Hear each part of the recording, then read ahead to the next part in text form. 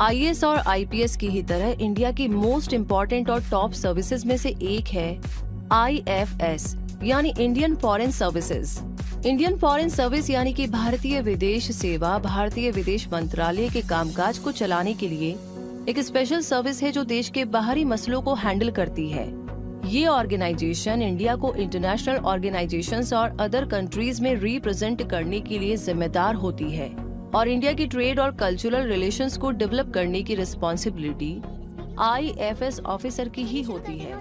ऐसे में अगर आप भी आईएफएस ऑफिसर बनने के बाद एक आईएफएस ऑफिसर इंडिया को दूसरी कंट्रीज और इंटरनेशनल ऑर्गेनाइजेशंस में रिप्रेजेंट करने के साथ साथ इंडिया की trade, investment, economic, political, cultural issues, media relations को हैंडल और प्रोटेक्ट करता है।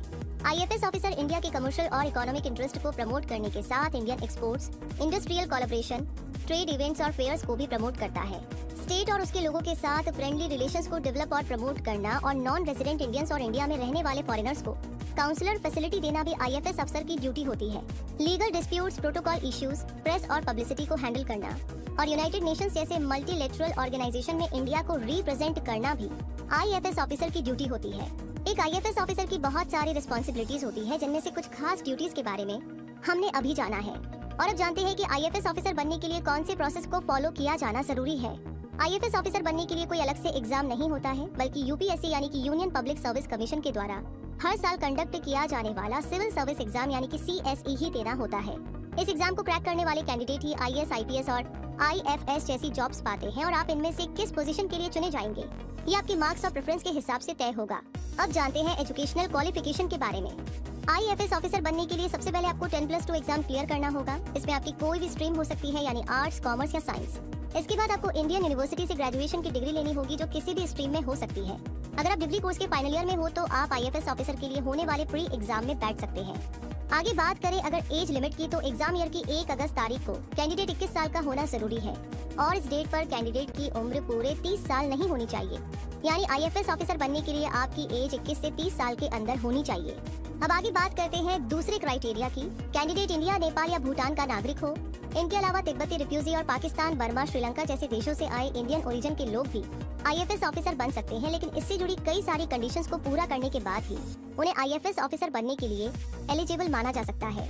और अब जानते हैं यूपीएससी के सिविल सर्विस एग्जाम के बारे में, जिसे क्लियर करके ही आप आईएफएस ऑफिसर बन सकते हैं। ये एग्जाम 2 स्टेप्स में पूरा होता है। पहला है प्रीलिमिनरी एग्जाम और दूसरा है मेन एग्जाम।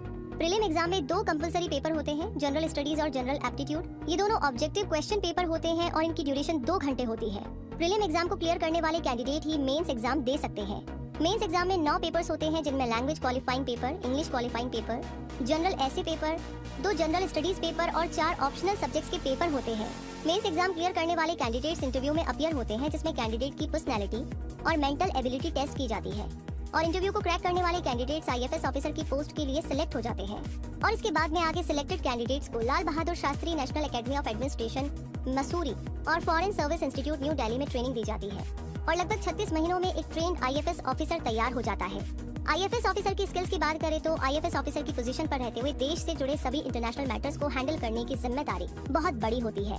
इसीलिए एक ऑफिसर में इस पोस्ट के लिए बहुत सी स्पेशल क्वालिटीज का होना जरूरी होता है, जैसे good communication skills, diplomatic approach, leadership quality, analytical skills, international relations में डीप इंटरेस्ट, ग्लोबल अफेयर्स में एक्सपर्टीज, कंट्री की पॉलिटिक्स, इकोनॉमी और कल्चर की good knowledge, decision making ability और फिजिकल स्टैमिना।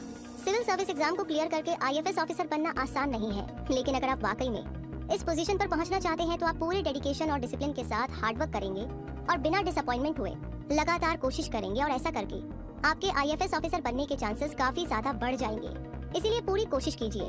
वैसे इन्हीं के साथ आपके लिए ये जानना भी जरूरी है कि आईएफएस ऑफिसर 3rd सेक्रेटरी के रूप में फॉरेन पोस्टिंग्स में अपना करियर शुरू करते हैं। इसके बाद प्रमोशन मिलने पर 2nd सेक्रेटरी और फिर 1st सेक्रेटरी बनते हैं। उसके बाद counsellor, minister, ambassador, high commissioner और परमानेंट रिप्रेजेंटेटिव बनने तक की जर्नी इसी एग्जाम से शुरू होती है। इसीलिए अगर आप इंडियन फॉरेन सर्विसेज में हायर पोजीशन पर बढ़ते रहना चाहते हैं तो सबसे पहले आपको आईएफएस ऑफिसर का एग्जाम क्लियर करना होगा और फिर अपनी पोजीशन पर रहते हुए पूरी ईमानदारी और डेडिकेशन से काम करना होगा। इसीलिए तैयारी अभी से शुरू कर दीजिए।